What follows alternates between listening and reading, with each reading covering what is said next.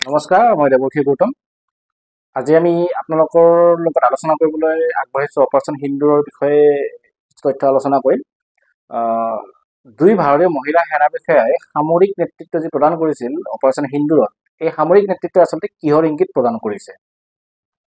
ভাৰতৰ অবিচ্ছেদ্য অংগ জম্মু কাশ্মীৰ আৰু জম্মু কাশ্মীৰৰ যি নৈসৰ্গিক সৌন্দৰ্য, সেই নৈসৰ্গিক সৌন্দৰ্যৰে ভৰপূৰ এখন স্থান হৈছে পহলগ্ৰাম। আৰু সেই পহলগ্ৰামৰ যি নৈসৰ্গিক সৌন্দৰ্য আছে, সেই সৌন্দৰ্য উপভোগ কৰিবলৈ আমাৰ দেশৰ লগতে বিদেশী কিছু পৰ্যটকো তালৈ গৈছিলে। আৰু সেই বিদেশী পৰ্যটকসকল যেতিয়া তালৈ গৈছিলে, যোৱাৰ পিছত সেই স্থানত পাকিস্তানৰ দ্বাৰা সমৰ্থিত যি সন্ত্ৰাসবাদী, প্ৰথমতে TRF দ্য ৰেজিষ্টেন্স ফ্ৰণ্ট নামৰ সন্ত্ৰাসবাদী সংগঠনটোৱে সেই আক্ৰমণৰ দায়িত্ব স্বীকাৰ কৰিছিলে। সেই আক্ৰমণৰ সেই দায়িত্ব স্বীকাৰ কৰা সংগঠনটোৰ প্ৰায় 5গৰাকী সন্ত্ৰাসবাদী হাতত উদ্যত মাৰণাস্ত্ৰ লৈ সেই পৰ্যটকসকলক আক্ৰমণ কৰিছিল। আৰু সেই যি পৰ্যটকসকলক আক্ৰমণ কৰিছিল, সেই আক্ৰমণ কৰাৰ সময়ত সেই সন্ত্ৰাসবাদীসকলে কিন্তু সেই যিসকল পৰ্যটক আছিল তেওঁলোকৰ ধৰ্ম কি, তেওঁলোকে কি ধৰ্ম পালন কৰে তাৰ বিষয়ে প্ৰশ্ন কৰিছিলে। আৰু যেতিয়া সেই পৰ্যটকসকলৰ যিসকলে কৈছিলে যে আমি ইছলাম ধৰ্মাৱলম্বী নহয়, আমি ইছলাম ধৰ্ম পালন নকৰো, তেনেকুৱা স্থলত সেই উগ্ৰপন্থীসকলে ইছলাম ধৰ্মৰ বাহিৰৰ যিখিনি ধৰ্ম পালন কৰা ব্যক্তি আছিলে, লোক আছিলে, তেওঁলোকক গুলীয়াই হত্যা কৰিছিলে। তাৰ ভিতৰত কিছু সংখ্যকক এৰি দিছিলে। যেনেদৰে ভাৰতৰ বায়ু সেনাৰ এগৰাকী বিষয়াই তেওঁ বৈবাহিক জীৱনৰ প্ৰথম যি যাত্ৰা আছিলে, একেলগে তেওঁৰ পত্নীৰ লগত সেই যাত্ৰাত তেওঁ পহলগামলৈ গৈছিলে আৰু তাত তেওঁ কিছু মুহূৰ্ত কটাইছিলে।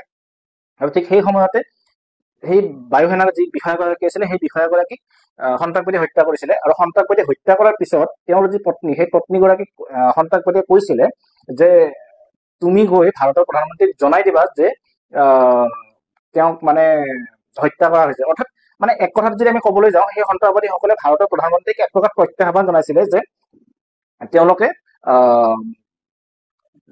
তেওঁলোকৰ যেনেধৰণে তেওঁলোকৰ ইচ্ছা তেনেধৰণে তেওঁলোকে কৰ্ম সম্পাদন কৰিব পাৰিব। কিন্তু তাৰ ঠিক পিছ মুহূৰ্ততে বিদেশ ভ্ৰমণৰত ভাৰতৰ যি প্ৰধানমন্ত্ৰী নৰেন্দ্ৰ মোদী, তেখেতে বিদেশ ভ্ৰমণ আধাতে সামৰি দেশলৈ উভতি আহিছিলে। আৰু দেশলৈ উভতি আহিয়ে তাৰ ঠিক পিছতে বিহাৰৰ এখন জনসভাত তেওঁ জনতা সম্বোধন কৰিছিলে। আৰু সেই জনসভাৰ পৰাই তেওঁ এটা স্পষ্ট বাৰ্তা প্ৰেৰণ কৰিছিলে যে সন্ত্ৰাসবাদীসকলে যিদৰে বৰ্বৰতা দেখুৱালে, সেই বৰ্বৰতা দেখুওৱা সন্ত্ৰাসবাদীসকল পৃথিৱীৰ য'তেই লুকাই নাথাকক কিয়, এগৰাকীকৈ বিচাৰি উলিয়াই তেওঁলোকক উচিত প্ৰত্যুত্তৰ দিয়া হ'ব। ভাৰতৰ যি নাগৰিক আছিল, সেই নাগৰিকসকলে অধীৰ আগ্ৰহেৰে বাট চাই আছিলে যে প্ৰধানমন্ত্ৰীগৰাকী আচলতে কেনেকুৱা ধৰণে প্ৰত্যুত্তৰ দিব, সেনাবাহিনীয়ে উগ্ৰপন্থীসকলক কি ধৰণে প্ৰত্যুত্তৰ দিব। গতিকে সেই যি আগ্ৰহ, সেই যি অপেক্ষা, সেই অপেক্ষাৰ অন্ত পেলাই অৱশেষত ভাৰতীয় সেনাবাহিনী তিনিওটা যি বাহিনী, স্থলসেনা, নৌসেনা আৰু বায়ু সেনা, তিনিওটা বাহিনীয়ে একেলগে মিলি এক অপাৰেশ্যন চলাই। আৰু যি অপাৰেশ্যনৰ নাম দিয়া হয় অপাৰেশ্যন সেন্দুৰ। আৰু সেই অপাৰেশ্যন সেন্দুৰৰ অধীনত পাকিস্তানত অৱস্থিত যি উগ্ৰপন্থীৰ ঘাটি আছে, সেই উগ্ৰপন্থীৰ ঘাটি প্ৰায় 9টাকৈ ঘাটি বিনষ্ট কৰা হৈছিলে। আৰু সেই বিনষ্ট কৰা 9টা ঘাটিত ভাৰতে প্ৰক্ষেপ কৰা যি মাৰণাস্ত্ৰ আছে, সেই মাৰণাস্ত্ৰ একেবাৰে সম্পূৰ্ণৰূপে ছাৰখাৰ কৰি পেলাইছিলে। প্ৰাপ্ত যি বাতৰিত প্ৰচাৰ হৈ আছে, সেই প্ৰচাৰ হোৱা বাতৰি অনুসৰি হাফিজ ছয়ীদৰ দৰে আন্তঃৰাষ্ট্ৰীয় যি সন্ত্ৰাসবাদী, সেই সন্ত্ৰাসবাদীগৰাকীৰ আত্মীয় সেই তাৰ পিছত সেই যি আক্ৰমণ নহয়, আচলতে সেই যি প্ৰত্যাক্ৰমণ, ভাৰতে প্ৰত্যাক্ৰমণ কৰিছে সন্ত্ৰাসবাদীক। আৰু সেই আক্ৰমণত কিন্তু ভাৰতে এটা কথা স্পষ্ট কৰি দিছিলে যে ভাৰতে কেৱল সন্ত্ৰাসবাদী ঘাটিতে আক্ৰমণ কৰিছে, পাকিস্তানী সেনা অথবা পাকিস্তানী কোনো সাধাৰণ নাগৰিকৰ ক্ষতি হোৱাকে সেই আক্ৰমণ কৰা হোৱা নাছিলে। এই কথা যি ভাৰতৰ প্ৰত্যাক্ৰমণৰ যি বৰ্ণনা, সেই বৰ্ণনা দিবলৈ সংবাদ মাধ্যমৰ সন্মুখত সংবাদমেল সম্বোধন কৰিবলৈ আহিছিলে ভাৰতৰ বৈদেশিক সচিব বিক্ৰম মিশ্ৰী।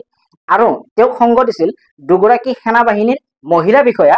এগৰাকী আছিলে ছফিয়া কুৰেশ্বি, তেখেতৰ পদবী আছিলে ভাৰতীয় স্থল সেনাবাহিনীৰ কৰ্ণেল। আৰু আনগৰাকী আছিলে ভাৰতীয় বায়ু সেনা বাহিনীৰ উইং কামাণ্ডাৰ ভূমিকা সিং।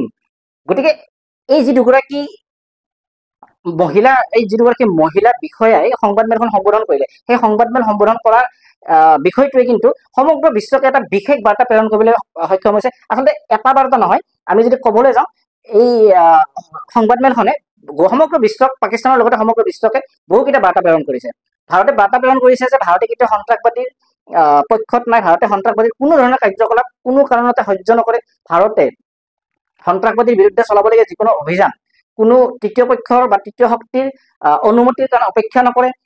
সন্ত্ৰাসবাদীৰ বিৰুদ্ধে যি অভিযান চলাব লাগিব, সেই অভিযানৰ বাবে ভাৰত অথবা ভাৰতৰ যি সেনাবাহিনী, সেই সেনাবাহিনী পৰ্যাপ্ত পৰিমাণে সষ্টম পৰ্যাপ্ত পৰিমাণে তেওঁলোক সক্ষম আৰু তেওঁলোকে যিকোনো পৰ্যায়ত যিকোনো পৰিস্থিতিত সন্ত্ৰাসবাদীৰ বিৰুদ্ধে অভিযান চলাই যাব। ইয়াৰ উপৰিও পাকিস্তানৰ দ্বাৰা যি আক্ৰমণ কৰা হৈছিলে পহলগামত, সেই পহলগাম আক্ৰমণত আমি যদি বেলেগ আৰু দিশ এটাৰ পৰা যদি আমি পৰ্যালোচনা কৰি দেখিবলৈ পাম যে সেই সন্ত্ৰাসবাদীসকলে কেৱল ইছলাম ধৰ্মক বাদ দি বাকী ধৰ্মৰ মানুহসকলক হত্যা কৰাৰ এটা কাৰণ আছিলে পাকিস্তানৰ সেনা বাহিনী, পাকিস্তানৰ চোৰাংচোৱা সংস্থা আৰু পাকিস্তানী সেনাই এটা সুপৰিকল্পিতভাৱে তেওঁলোকে এটা ষড়যন্ত্ৰ ৰচিছিল ভাৰতৰ বিৰুদ্ধে, যিটো ষড়যন্ত্ৰ আছিলে যে সেই হত্যাকাণ্ড বা সেই যে নৰসংহাৰ, সেই নৰসংহাৰৰ পিছত ভাৰতত এক সাম্প্ৰদায়িক সংঘৰ্ষৰ সৃষ্টি হওক। কিন্তু তেওঁলোকৰ সেই ষড়যন্ত্ৰ আচলতে সফল নহল। ভাৰতৰ প্ৰতিগৰাকী হিন্দু হওক, ইছলাম ধৰ্ম হলেও বৌদ্ধ হওক, খ্ৰীষ্টান হওক, প্ৰতিগৰাকী যোনে যি ধৰ্ম পালন কৰে তেওঁলোকে সকলোৱে সেই ষড়যন্ত্ৰৰ কথা ভালদৰে গম পাইছিলে আৰু যাৰ ফলত সকলোৱে একত্ৰিত হৈ দেশৰ প্ৰধানমন্ত্ৰীগৰাকীক আহ্বান জনাইছিলে যে তেনেকুৱা ধৰণৰ যি নৰসংহাৰ কৰা সন্ত্ৰাসবাদী সংগঠন আছে সেই সন্ত্ৰাসবাদী সংগঠনৰ বিৰুদ্ধে এক বিহিত ব্যৱস্থা গ্ৰহণ কৰিব লাগে। দৰকাৰ হলে পাকিস্তানৰ পৰা যি অপাৰেট কৰি আছে সন্ত্ৰাসবাদী কাৰ্যকলাপ, পাকিস্তানৰ ভিতৰত গৈ, অৰ্থাৎ পাকিস্তান অধিকৃত কাশ্মীৰ নহয়, পাকিস্তান অধিকৃত কাশ্মীৰ পাৰ হৈ পাকিস্তানৰ মূল যি ভূখণ্ড আছে সেই ভূখণ্ডৰ ভিতৰত গৈ হলেও আক্ৰমণ কৰি সেই সন্ত্ৰাসবাদী ঘাটিসমূহ ধ্বংস কৰিব লাগে। গতিকে সেই যি আক্ৰমণ নহয়, আচলতে মই আকৌ এবাৰ কৈছো প্ৰত্যাক্ৰমণ। ভাৰতে প্ৰতিশোধ লৈছিলে কেৱল সন্ত্ৰাসবাদীৰ বিৰুদ্ধে। গতিকে ভাৰতৰ এই সন্ত্ৰাসবাদীৰ বিৰুদ্ধে লোৱা প্ৰতিশোধত ভাৰতে এটা কথা স্পষ্ট কৰিছে, ভাৰতত কোনো ধৰণৰ ধৰ্মীয় সংঘাত, সাম্প্ৰদায়িক সংঘাত নাই। প্ৰতিগৰাকী ব্যক্তিয়ে ভাৰতীয় সেনা বাহিনীক সেৱা আগবঢ়োৱাৰ বাবে প্ৰতিগৰাকী ব্যক্তিৰ অধিকাৰ আছে। কেৱল সেয়া নিৰ্দিষ্ট নীতি নিয়ম আছে, সেই নীতি নিয়মৰ মাজেদি যাব লাগিব আৰু যিসকলে সেই নীতি নিয়ম পাৰ কৰিব পাৰিব তেওঁলোকে নিশ্চিতভাৱে ভাৰতীয় সেনা বাহিনীত যোগদান কৰিব পাৰিব। তেওঁলোকৰ যি ব্যৱস্থা আছে ভাৰতীয় সেনা বাহিনী সেই ব্যৱস্থা অনুসৰি পদোন্নতি লাভ কৰিব। সেয়া যিকোনো ধৰ্মৰ হ'ব পাৰে, যিকোনো সম্প্ৰদায়ৰ হ'ব পাৰে, যিকোনো জাতিৰ হ'ব পাৰে, দেশৰ যিকোনো প্ৰান্তৰ হ'ব পাৰে। গতিকে ভাৰতত যে কোনো ধৰণৰ ভেদাভেদ, লিংগভেদ নাই, সেই বস্তুটো সম্পূৰ্ণৰূপে ভূমিকা সিং, উইং কমাণ্ডাৰ ভূমিকা সিং আৰু কৰ্ণেল ছফিয়া কুৰেশ্বীৰ যি সংবাদমেল, সেই সংবাদমেলে কিন্তু এটা স্পষ্ট বাৰ্তা প্ৰেৰণ কৰিছে। ইয়াৰ উপৰিও আটাইতকৈ ডাঙৰ কথাটো হৈছে যে ভাৰতৰ কেৱল পুৰুষসকলেই নহয়, ভাৰতৰ যি নাৰী শক্তি আছে সেই নাৰী শক্তিও দেশক যিকোনো পৰ্যায়ত যিকোনো পৰিস্থিতিত দেশক প্ৰতিনিধিত্ব কৰিব পৰা তেওঁলোকৰ শক্তি আছে। নাৰী শক্তি দেশৰ মানে কি পৰ্যায়ত দেশক নেতৃত্ব প্ৰদান কৰিব পাৰে তাৰ যি জ্বলন্ত উদাহৰণ, সেই উদাহৰণ কিন্তু এই দুয়োগৰাকী সেনা বিষয়াই ইতিমধ্যে সমগ্ৰ বিশ্বকে প্ৰদান কৰিছে। গতিকে আমি এটা কথা ভালদৰে অৱগত যে ভাৰত চৰকাৰ আৰু সেনা বাহিনীয়ে যিকোনো এগৰাকী সেনা বাহিনীৰ মানে যিহেতু আজিকালি